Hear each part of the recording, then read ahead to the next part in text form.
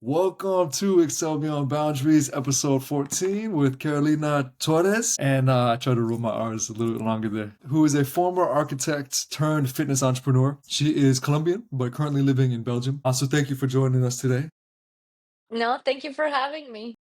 You're welcome. I'm going to start off with what does excelling beyond boundaries mean to you? It means to me actually going beyond expectations. I feel we're all kind of like boxed in like what are we supposed to do or how are we supposed to look like, what's everything supposed to be, and just going above those to prove ourselves what are we capable of.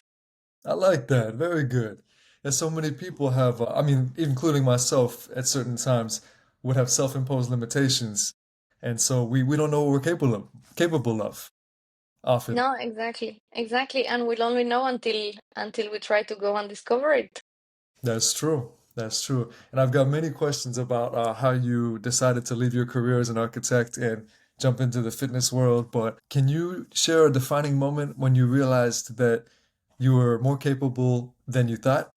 There's been a couple, but I think the one may be fitness related. I competed in bodybuilding about 2 years ago, so I stepped on a stage. Yeah, that was kind of like a moment. I did it. I didn't do it for the looks, or I didn't do it for. Yeah, I just did it to prove myself that I could get there because I know it was, or I knew it was a very hard thing to do, especially after a couple of years of battling with my relationship with food.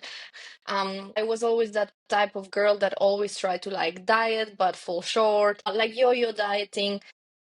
And once I like fixed those issues, I was like, okay, I'll see if I can do this really, really hard thing, like look like I always wanted to look. And I actually did it. And actually, it was a really, really healthy and like organic process. I never experienced like those lows that a lot of bodybuilder competitors do.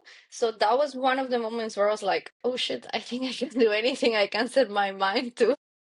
That's amazing. That's tough too to follow a specific diet and workout routine and stick Yeah, it with was it. it was tough, like, and back then I was still having my office job as an architect, but I was also already coaching on the side because that's how I started coaching on the side. So I was basically having like two jobs and still prepare for like this thing. At the end of the process, I was going to the sauna like 2 times a week, apart from my 5 gym sessions, apart from my cardio sessions, apart from my days list. Like, it was like, when I look back, I'm like, wow, like if I managed that, like, sky's the limit. But yeah, like to be so consistent with all of that is very impressive for sure. A lot of Yeah. discipline. Yeah, exactly. I had never seen myself as a disciplined person until I started realizing, like, no, actually, I think I am disciplined. That's awesome. No, very good. And it's inspiring to see what you're capable of. Thank you. I'm curious, why did you choose to leave being an architect and get into the fitness industry? Well, like I said, I had already started coaching on the side. I think I started around like 2021 or 2022. After COVID years, they kind of like blend into each other. But I had started on the side. I actually had decided I first started as a food coach because I did a food coaching certification with a Canadian institute, and I actually just did it to help my parents because my dad he had cancer a couple of years ago, and once he got past that, I just wanted to be able to help him with his nutrition because it got really messy after like the cancer treatment. And as I went, people started to raise interest in like, oh, but can you like help me with this, and can you help me with this? And I used to do CrossFit before, so a lot in like the CrossFit realm, a lot of people were interested about like, yeah, how can I fuel my training better? So that kind of like grew very organically like that. Then I got an offer to be a CrossFit coach in the gym where I was training. So honestly, when I look back 4 years ago, I had never thought I was gonna leave architecture. Like, that never crossed my mind. But as I went and as I started like to see a business opportunity, and I was like, okay, maybe let's see what's in this. Even if it's not to quit architecture, it can be a really nice side, like, because as an architect, opposite to what a lot of people think, you don't earn that much. It's really it's not really well paid. So I was like, okay, even if it's just for some extra cash, it can be nice. And it started to grow, and I started to find myself actually being very miserable as an architect, just because I wasn't being able to do what I wanted to do. When I studied as an architect, I wanted to help people. and I wasn't helping people. I was helping rich people get richer. Uh, I wasn't able to design qualitative things because I was with a big office. So it was like these big developed companies that were telling us like apartments need to look like this. That's it. And it's like even if you said something like, yeah, but this is not that yeah, no, it needs to look like this because this is what people want. wow. And also, like living in Belgium, I was working in Dutch. That's the language that they speak in the part of Belgium where I live. So I was working fully in Dutch.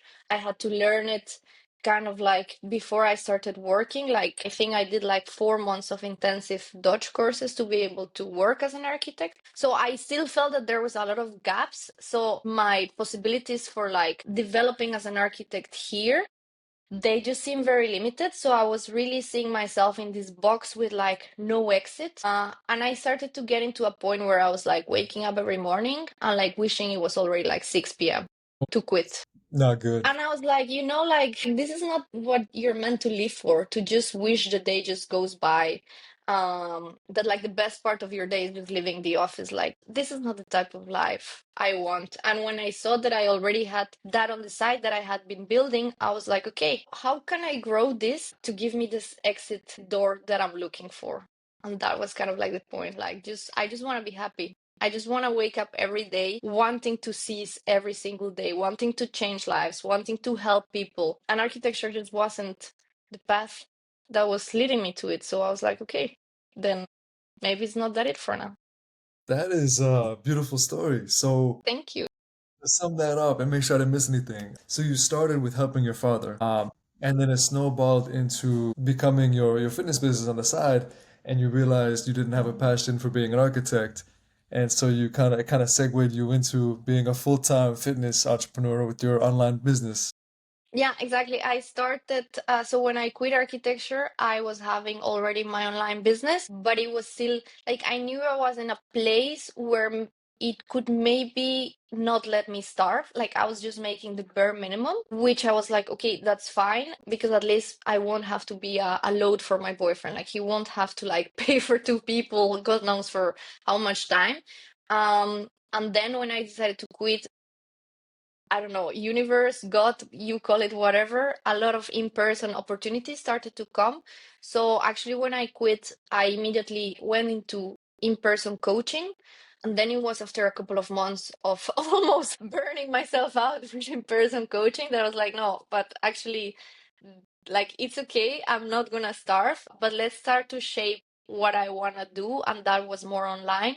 So slowly I've been keep on building my online business one. And yeah, that's basically where I am right now, just developing my online business and growing and helping women all over the world.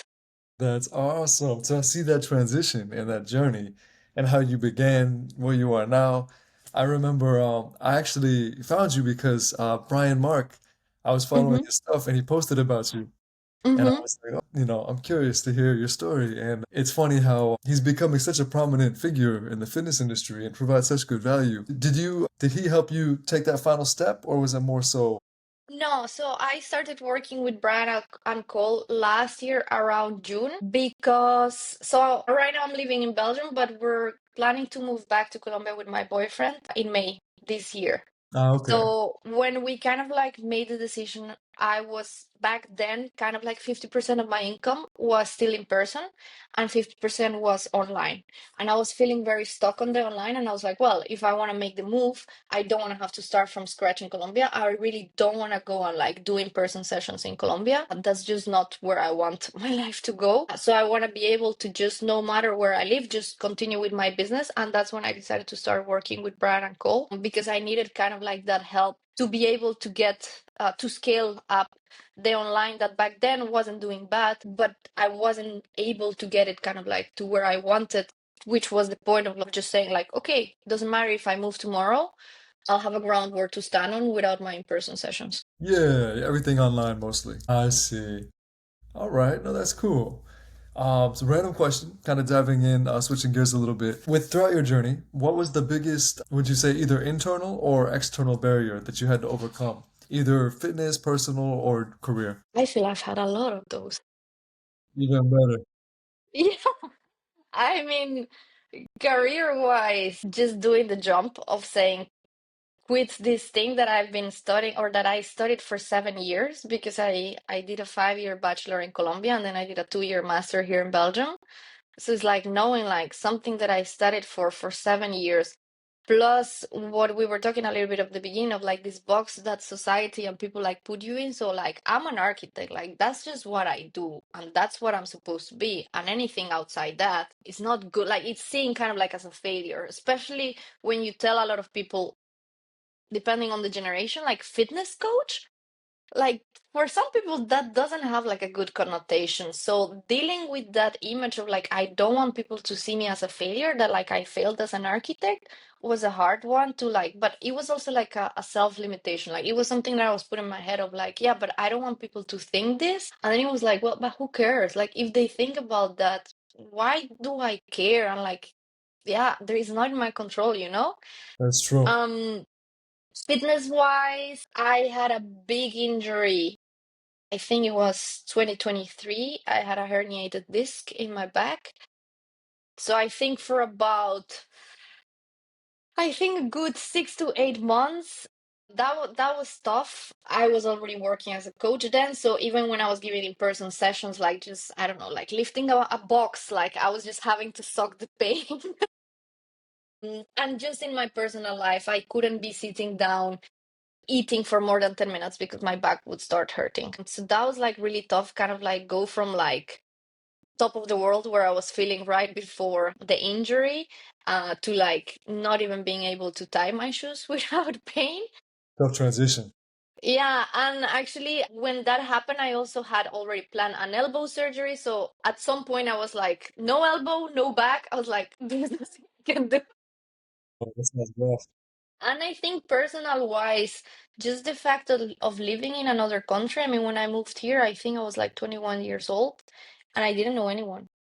So starting from scratch, like, I mean, the closest I have some, or I had someone back then was my brother who's in Germany. So not even in the same country. Like, okay, five hours away, but like, I didn't know anyone. Like, I had to start completely from scratch building a life here. And I feel that that's something that unless someone goes through it, most of the times you only get like the positive snippets of people's life when they move abroad. But Absolutely. it's hard. That is inspiring. So you literally moved to Belgium, didn't Hmm. speak the language, didn't know anyone there, had Hmm. to, and had began your career change, or were in the middle of your career change. That Was it? happened a bit after the career Oh, okay. change, but even the government didn't make that easy for me when I decided to because I wasn't European yet at the time. So that was also a problem. Many changes. So now you speak Dutch and of course Spanish and English, so three Yeah. languages. Yeah. Wow. With that being said, how did you manage not being overwhelmed? Like, what is your mindset for? Do you take it one thing at a time?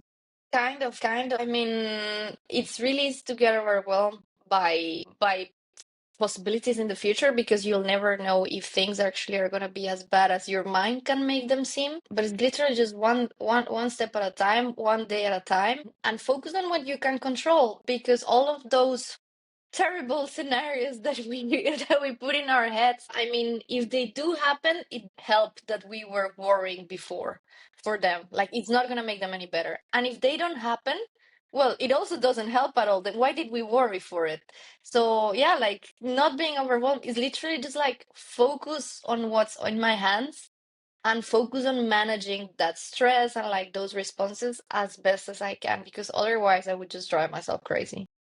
That's great advice. Seriously, we all need to remember or realize that. A fun question, kind of building on that. If you could go back and give your younger self a short pep talk, what would you say? I would tell her to not be so hard on herself sometimes. Yeah. You're doing better than you think. You're doing things that even though because sometimes when I do things like just because I did them, they don't seem that great or inspiring or like meaningful because I'm like, yeah, if I could do them, anyone else can. But it's when other people tell me like, no, like not everyone could like move to another country and like do this and do that. Like not everyone could just quit her job like just like that, like, okay, I'm gonna quit and like follow the plan. Like a lot of people say I'm gonna do it, but they never do it. Yes. And even now with the move, a lot of people are like, ah, yeah, I've always wanted to live abroad, but yeah, life happens and I've been always postponing it, and now we're moving. So I don't know. I would say my younger self, like, don't be so hard on yourself because you're actually doing pretty cool stuff, and it's all gonna be worth. Yes. So you were your own biggest critic, in other Yeah, words. yeah. Like I don't know, I find it hard. And that's something I've been working on, and I think I've gotten better at it, of like kind of like not necessarily wearing myself down, but not being able to take the wins that I've had because they don't seem so big to me because I keep on raising the bar. So then like it doesn't matter if you get there. If you continue raise the bar, then you're not able to acknowledge how far you've come. That's powerful. So then, would you say to just take a moment to acknowledge Yeah. your progress and see how far you've come? Yeah, exactly. Because we're always just focusing on like the gap. There is this book called Essentialism, and it says that you can either focus on the gap or the gain. So you can focus on what's missing, or you can focus on what you've already done, or like what you already have. But we're also focusing like, I'm not there yet, I'm not there yet, I'm not there yet. And when we are, it's like, okay, but what's next? That we don't look back and focus on like look at where you were before. Also because we always compare to people we think, or to circumstances we think are above us. We never look down because that's not comparison, that's appreciation. Like you're never gonna look back to the guy that lifts less than you, because then you're not comparing, you're appreciating the fact that you can lift that much. But that doesn't, in a way, we think that it's bad, that like it's like, yeah, that we're just being arrogant. And it really depends on like the attitude that you take it for. Of course, if you take it like, I can just live more than you, yeah, then you're just being a dick. But if it's like, damn, like, yeah, that's true, like a couple of years ago I couldn't even do that, or like I was that guy, and now I'm here. So I see. So to recognize the progress. exactly. Definitely. No, that's powerful for sure. What would you say, kind of a fun question building on that? If your journey was turned into a movie, what would the title be, would you say? Oh my God, I don't know. I'm curious to see. No, I really don't know. Yeah, no, no, If you, I really, I don't that's, know. Like, I feel that like my life just can be so crazy with some things. Like, I do things like I know I have older brothers. Sometimes they tell me like, or like they think like, hey, you're just so naive because like you just want to do this, and I'm like, yeah, but that's okay. Like sure, I'm naive for some things, but if that has taken me where I am, I don't mind. yes, yeah, life is too short. You just gotta go for it. I agree. Yeah, exactly. No, that's awesome. And it's an example. Your life is an example because each one of those things you mentioned is impressive. And altogether, it's, you know, even more powerful. Yeah, no, definitely very inspiring. Thank you. You're welcome. Getting into a little more of the fitness side, how has fitness shaped other areas of your life? Because I know you're very active. Yeah, yeah, and especially right now, I'm super active. I would say, well, I met my boyfriend in the gym, so that's the big one. Like the love of my life, I met him in the gym, the person I'm building my life with. So for sure, if I wouldn't have fitness in my life, and we actually connected through fitness, we were both doing CrossFit at the time, so that's kind of like the thing that brought us together. And then, yeah, I mean, fitness basically right now is what is giving me the tools, or like the way to fulfill my life purpose, which I believe is just to help women. That's amazing. So you not only met the love of your life, but you also found your purpose. Yeah, yeah, actually, yes. That's it literally doesn't get any more powerful than that. I don't think so. I mean, I can even take it as far as like, yeah, right now with fitness, I'm being able to celebrate what my body can do and see actually what I'm capable of. Like I told you, like with the bodybuilding, now this year I'm running a half marathon. I did a powerlifting competition last year. I'm doing Wow. also a high rocks race. That, yeah, I'm being quite active right now. That's cool. But I feel that all of those things have also shaped me into the person I am because of the mindset growth that I've had through all of those kind of like fitness goals that I have been through in my life. Absolutely. I don't think most people realize how fitness affects you more mentally than even physically. It's crazy. Crazy, It's right? crazy. Yeah, I mean, it's crazy. I have I coach mostly beginners, both online and in person. And I have this one, he's like 57. And well, I also do the food coaching for him.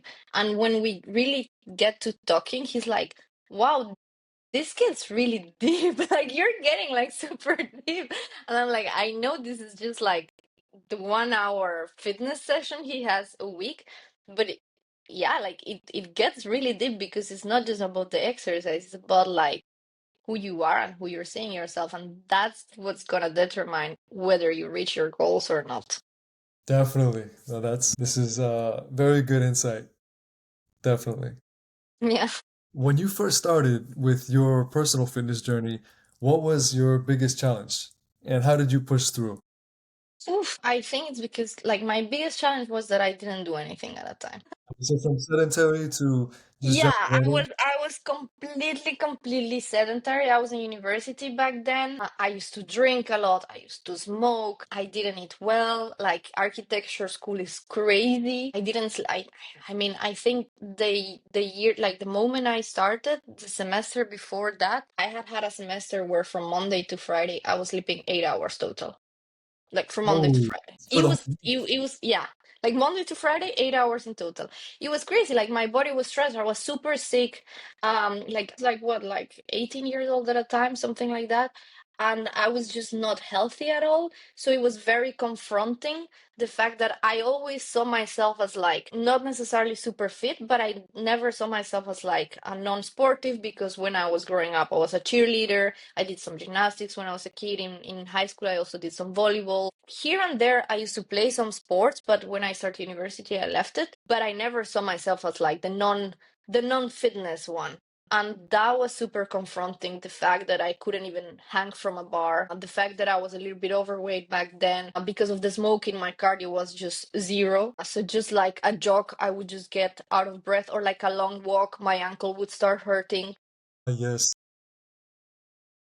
That was very very confronting to like that image I had in myself of myself in my head versus like the reality. Just I think how I pushed it through was when I started to see kind of like progress. Because I think that's what hooks people with fitness, like when you start to see like, oh, but I can lift this much more. Oh, but look, now I'm working towards a pull-up. Like, oh, but now like I can squat like the bar with maybe like one big plate on each side, not the like the sectional small plates. Yes. Like those things kind of like start to see my progress, start to see like me losing the kilos, like looking a bit more, like feeling a bit more healthy, was actually what helped me kind of go through it. I was super lucky to start with a personal trainer who is a very very smart man. So I also learned so much from him and the environment of the gym he had. And I think that also helped me to like just stay on track. Like I had those people to look up to, like, oh, okay, but if they can, like, I mean, I would also like to do or be something like that.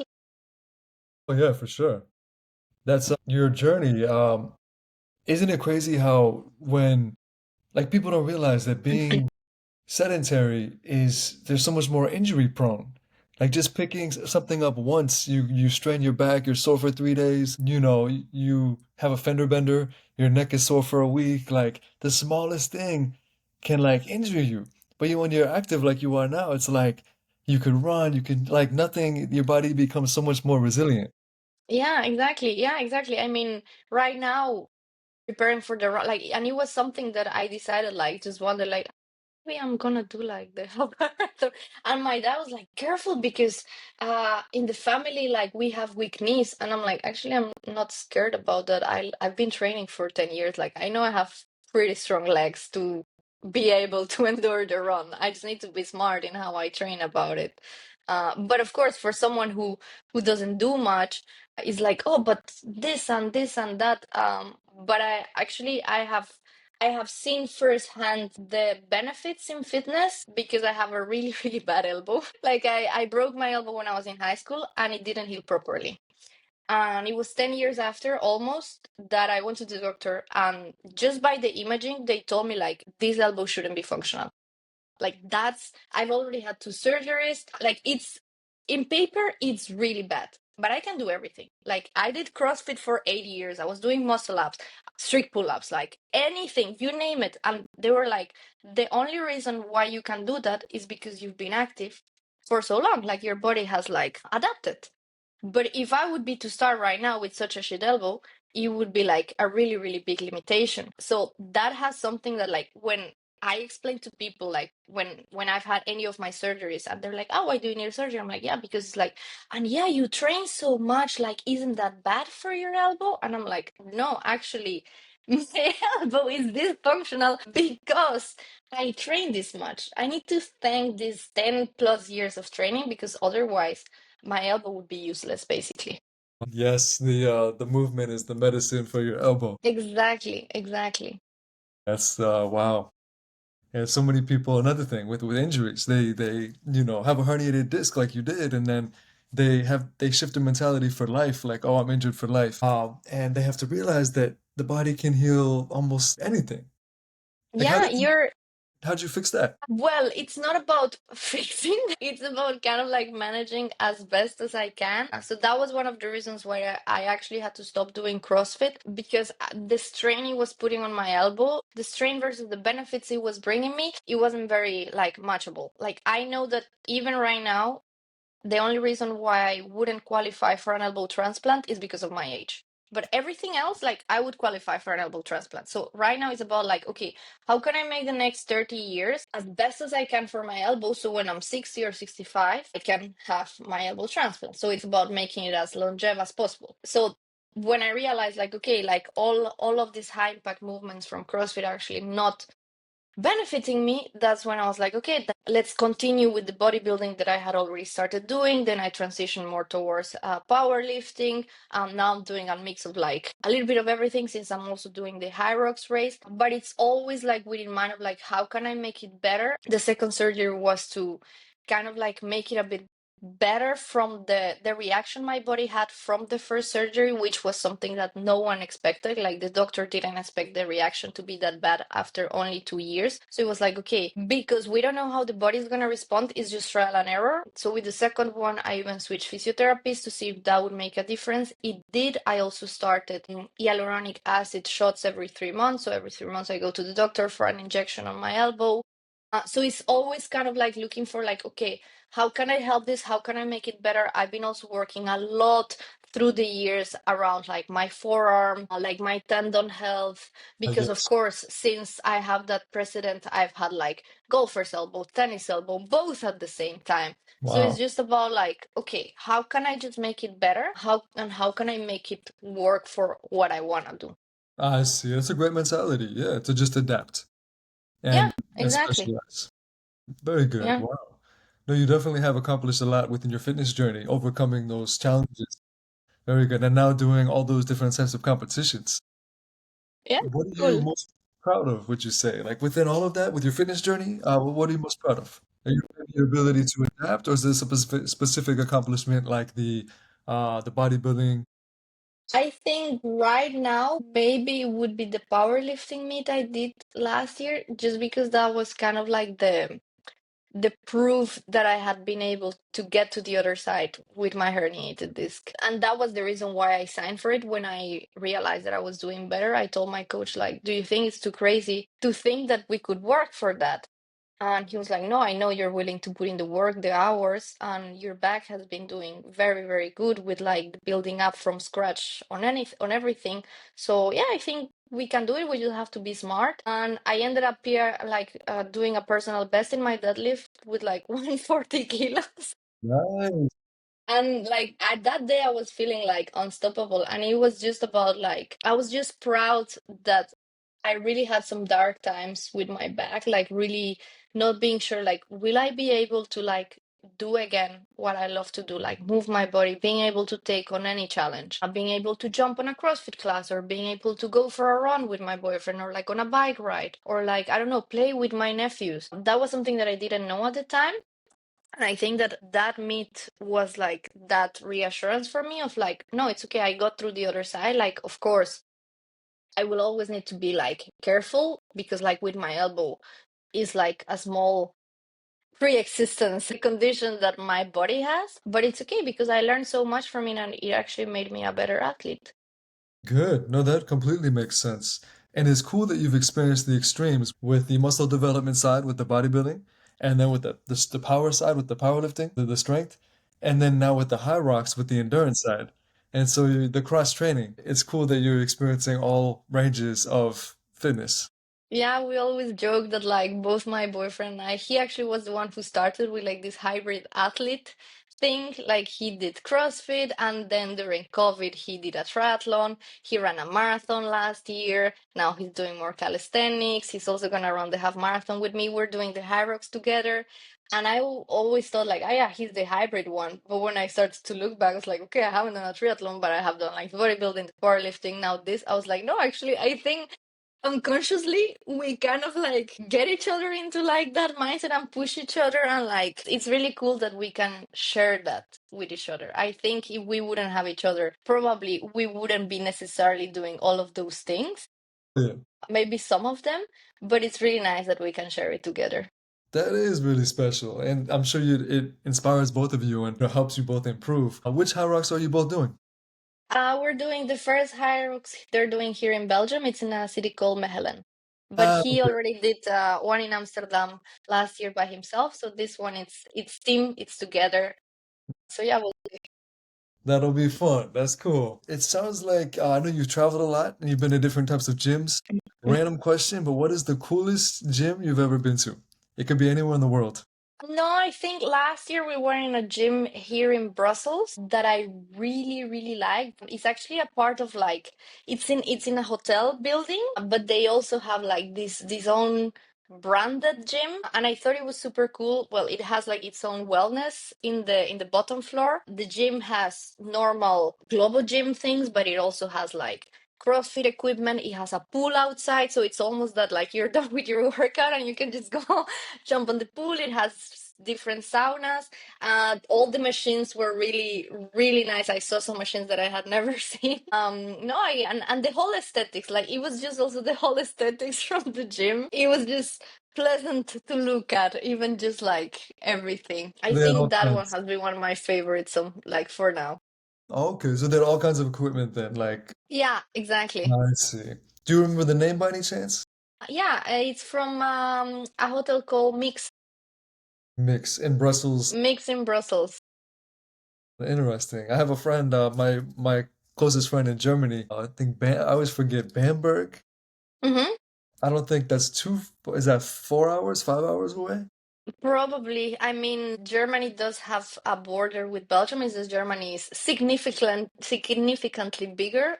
So it depends on like where exactly in Germany. Like my brother lives in Frankfurt, and that's 5 hours away. But for example, my best friend lives in Hamburg, and that's in the north, so that's already like 8 hours away. But for sure, it's not gonna be that far because in Europe everything is like a little bit like smaller scale than in the States, so everything is a bit closer to each other. That makes sense. That's cool. Random question about your training. If you could do one exercise, which I know isn't feasible, functionally, but if you had to choose one exercise to do for the rest of your life, what would it be? In other words, favorite exercise. Probably deadlift. I love deadlifting. And I mean, it's a compound exercise, so you kind of like work everything and you have different variations. Maybe I'm like cheating a bit on the question, but you can do single leg, Romanian, you can do B stance, you can do with kettlebells, you can do with dumbbells, you can do with barbells, you can do sumo. Yeah, but I in general, I've always loved deadlifting. It also, as a woman, it makes me feel so strong. You can lift heavy with that, for sure. Would you say if you had to choose one, would you do conventional, sumo? I know with powerlifting is more sumo, right? No, no, but I did conventional. I was the non-power lifter in that meet because my deadlift was conventional. I wasn't really arching on my squat, on my bench, and my squat was high bar, not low bar. I was like the random one that everyone knew she was a newbie there.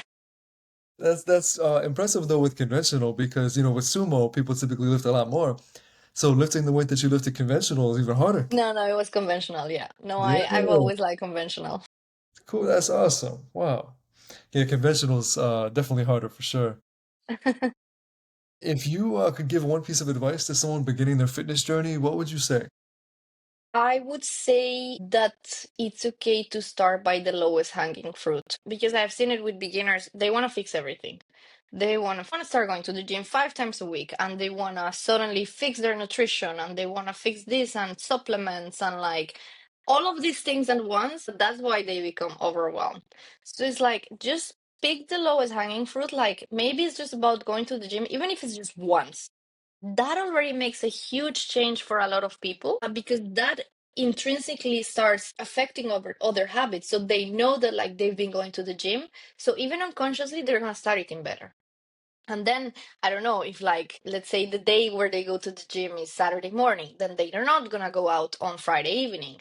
So like the ball starts rolling and it only just takes this maybe one change amongst like all the changes they need to do, but it's because people think that's not enough. So that's why they try to do everything at once, and then it just becomes too much and too unsustainable because they pretend that Monday their life magically is gonna look different for the rest of their lives without modifying anything. And it's like, well, maybe just start by one thing, like the easiest thing that you can do, even if it's just sporting at home or just like going for a run once. But it doesn't have to look that much like of a change to start with. You will get there, but you just need to start. Nice, nice. That is very motivating for people who are just getting started because it does seem like they get overwhelmed and starting with one thing, it is so cool that it transforms their whole lifestyle over time. Yeah, but that's exactly, yeah, but that's exactly like it's the same with their nutrition. Like they want to change everything overnight, and it's like just maybe start with like one meal and it's gonna carry over. Good, great advice. And speaking of nutrition, do you have like a specific diet you follow or anything like that? Oh, no, actually, as a food coach, I don't believe there is one best diet. I always have thought that the best diet is the one that you can follow to sustainably and in the long term.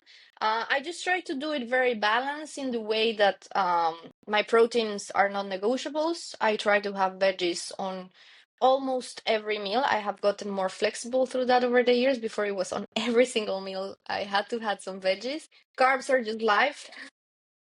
Carbs just need to be there, and fats are to play with.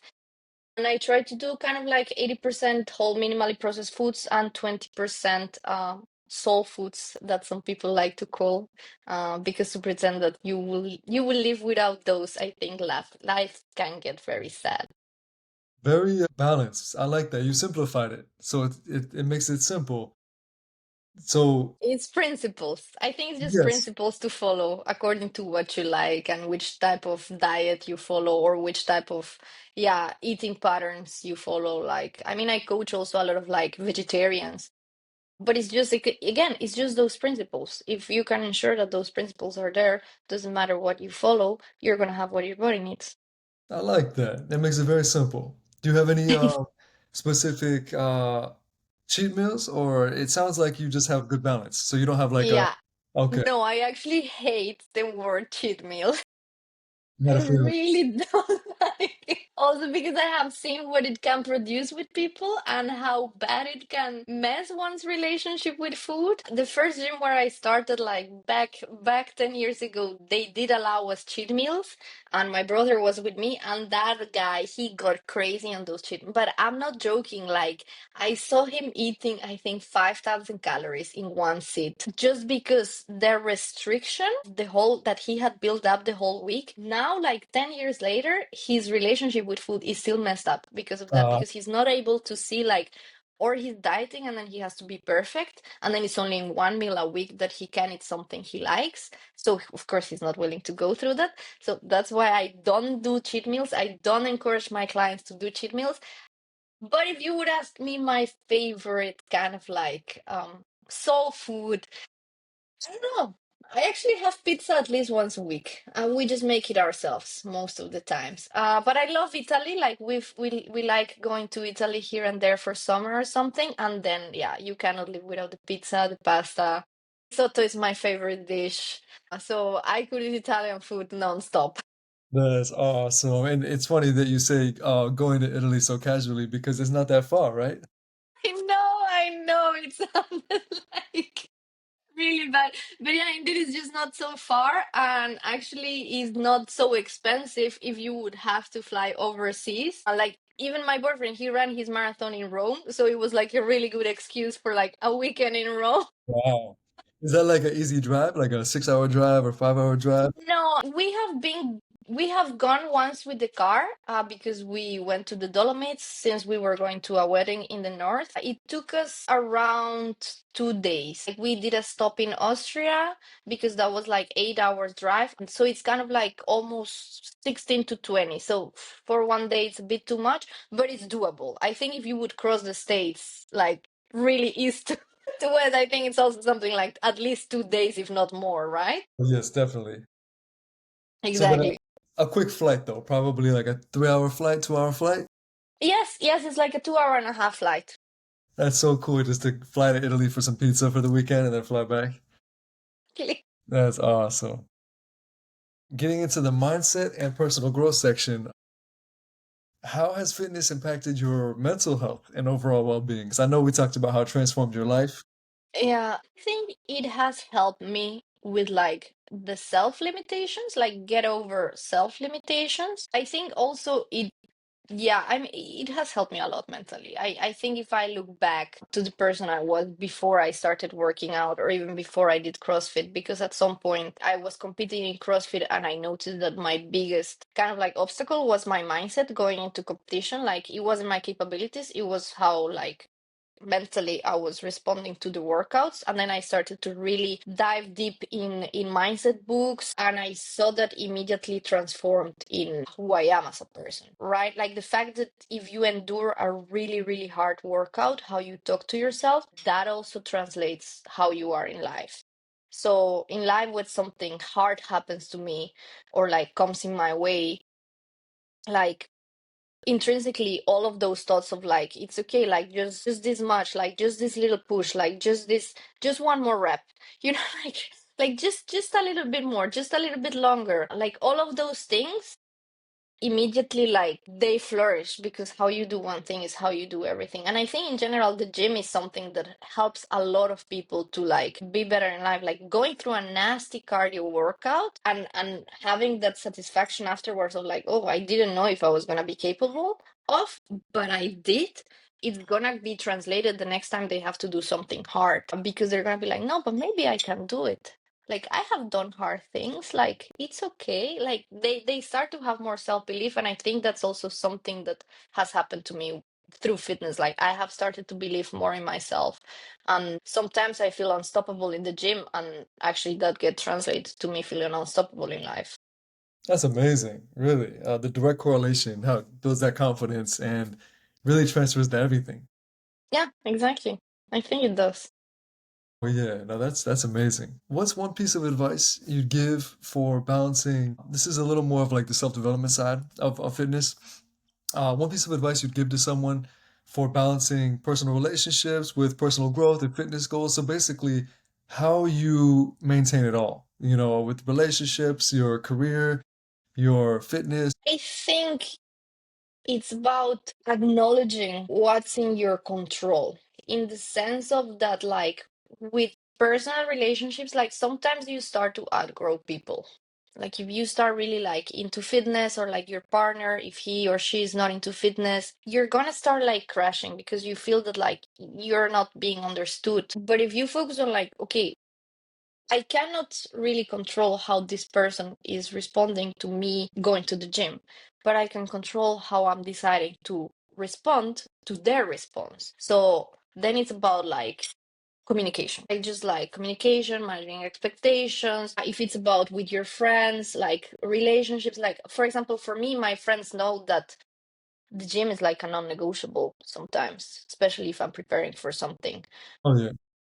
But they have understood that like it doesn't mean that like I don't know that I don't love them, but it's like okay, but then let's just find something that works for both of us. Let's find something like I don't know, then maybe can we meet another day or something like that. So I think it's just like managing expectations, communications, and like how you are able to control how you respond. Like you can get mad and like just get in a fight with everyone and just isolate yourself, or you can choose of like okay, then what am I gonna do about it? Like, am I gonna be mad? Am I gonna try to like just then find a middle ground? Definitely. No, that very powerful. And it's cool how I like how you bring it all together with the self-awareness and self-actualization and recognizing how you react and how you have the power to react. Um, no, that's a great answer for sure. With that being said, do you have a specific fitness, or not necessarily fitness, but a specific philosophy or mantra you live by? Like a phrase, like I know you said how you do anything is how you do everything.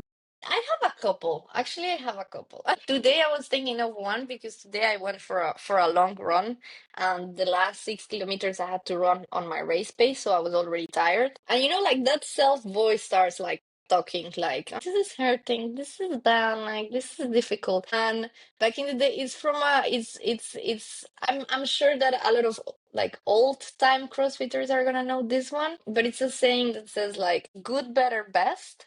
Never let it rest until your good becomes your better and your better becomes your best. Wow, I've never heard that before. That's really cool No, though. it's really just like it's from this very specific OG CrossFit video of this one champion when she was training and she was getting mad doing like sled pushes like in the mountains, and it was her husband, the one that dropped that bomb, and it really stuck with me here. I was like, oh wow, that's actually really cool. That is really cool. Can you say that one more time? Yeah, it's good, better, best.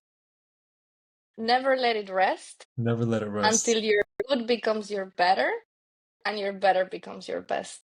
I like that. That's cool. That's definitely gonna be a short clip for Yeah, sure. that was something that today I was like repeating through my run. Like this is race pace, like it's okay. And actually it wasn't feeling that hard. So that's one that for sure I have. And I think the other one that I can give you that I also learned like from my CrossFit days from one coach that was very, very known in the space would be train like a racehorse and think like a bumblebee. Because like and it was about race horses, they are really treated like athletes, like when you see how racehorses kind of like are.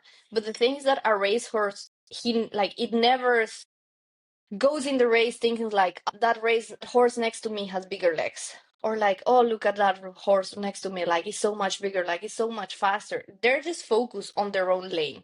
They just run. It's just them. So it's about like in life or like in training, don't compare yourself. Like you do you are in your own pace, in your own lane.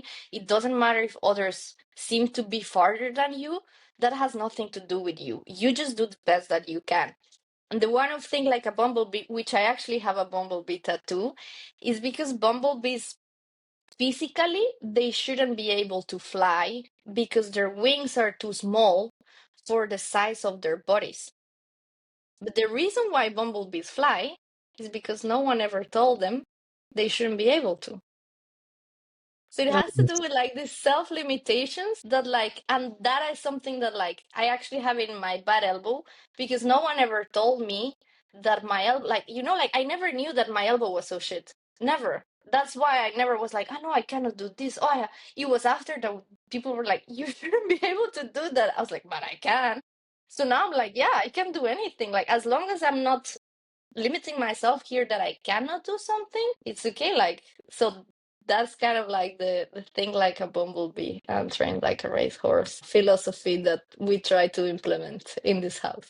I love it. I'm so glad you shared both of those, and it's cool that the bumblebee tattoo on your elbow is so symbolic. Yeah, actually, my boyfriend also has the racehorse and bumblebee, both words, tattooed on him to remind him of like the philosophy because he also knows about it. Like we both read the book from like this coach, and we both resonate with that in our own ways. But like self limitations and like comparison, and I mean comparison is the thief of all joy. So once you can identify that and get past it, everything just gets so much better. Oh, for sure. Again, another so much value. So thank you for sharing. You're welcome. Getting into the last couple of sections, how important has community and mentorship been in your success, would you say? Very. I would say very. If I wouldn't have been part of like a community of people, like fit people, I would have never believed that there was so much probably opportunity in being like a fitness entrepreneur.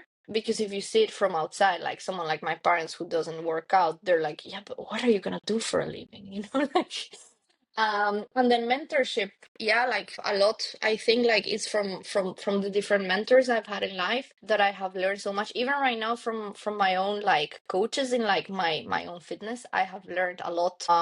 And that has shaped me to the coach I am right now. Even with the mentorship of like Brian and Cole, like that has helped me to like be in the point that I am right now. And I mean, in general, I feel that we all need mentors for things, and that's okay. Definitely, definitely. No, I completely agree. We might think we know enough or everything, but there's always more to learn. There's always someone that knows more that can teach us. No, exactly. I think it's the moment you think that you know it all, you're screwed. That's I like that. That's true. Very true. There's always something to learn, Exactly. for sure. Into the last section, what does living a purpose-driven life mean to you? And what sort of a legacy do you want to leave behind, would you say? I think it means everything because living a like by my purpose actually is that driven force, and like that, I mean, everything is like we're just meant, like I believe that humans were just meant to discover our purpose and live by it, because that's the essence of like humanity and life basically. And that actually is the root of like unhappiness, like when you don't know your purpose, when you're just living the life that you're supposed to be living according to someone else, then you just feel so unfulfilled. That's when you feel super unhappy, and like that's kind of like where everything goes wrong.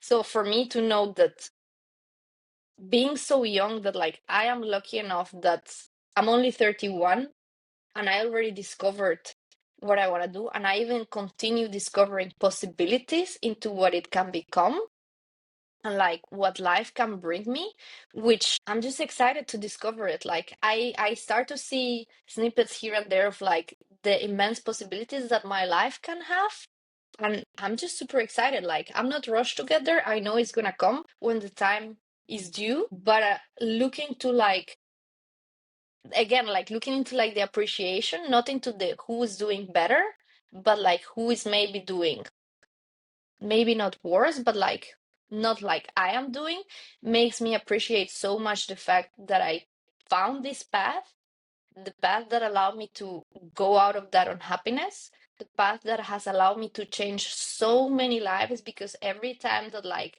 I see my girls reaching their goals, like I had last week a client, she reached her milestone, which was minus 15 kilos, and she was just she was like, I don't recognize the person anymore in those pictures, Wow. and I'm never going back there.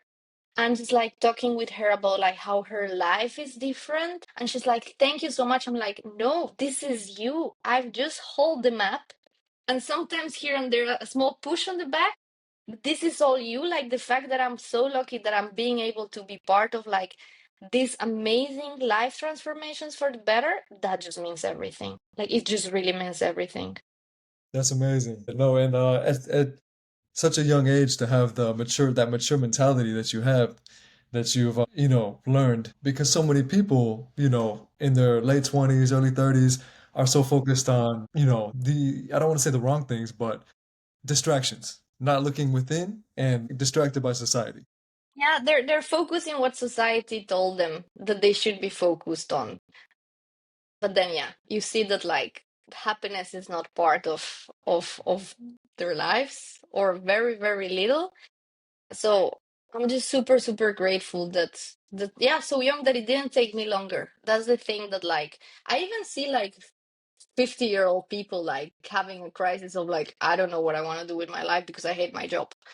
Yeah. Like I'm just so lucky that I got out of that so young, and that now it's like, okay, we'll see what life brings me. But for now, I'm just enjoying the path that I have forged for myself, because I really love it. It's basically I'm just trying to build the life that I want for myself, not necessarily caring that much what other people think about it. Amazing answer. And that actually is a perfect segue into my last question, which is what is next for you? How are you continuing to push your own boundaries personally, professionally? Yeah, that's a good one. Well, the next direct move is the move I told you, the move to Colombia. Okay. where I will for sure keep on building my online business, where I will now be faced of like, okay, like what's the next step of that online business? Throughout the roads, I've already realized with some of my clients and also with some of like colleagues how much I also enjoy like business coaching for like young entrepreneurs. Like when people come in like, how is it that you did this? Because yeah, I just built a business from scratch and I just start like giving them advice, and that also fires me up because it's another way of like transforming a life. So that's why I say like I see here and there like snippets of what my life can become, which I don't know, I'm just excited to like accept what the universe brings. But for now it would just be that, continue building my online business so I'm able to help more and more women in the whole world. I moved to Colombia to start building a new chapter of my life with my boyfriend and our little doggy. See how that works for us, because it's a move that yeah, we don't know what's it gonna bring. I haven't lived there for so long. He has never lived outside Europe. It's now like in Spanish for him, even though he speaks Spanish. So it's like this new chapter of life that we're just excited. Like we're really just excited to see what life brings us. And just keep on doing what we're doing. That's exciting. New chapter. Yeah. Well, thank you for sharing all the value and the insight. And do you want to share any? I can also link, your Instagram, but where can people find you?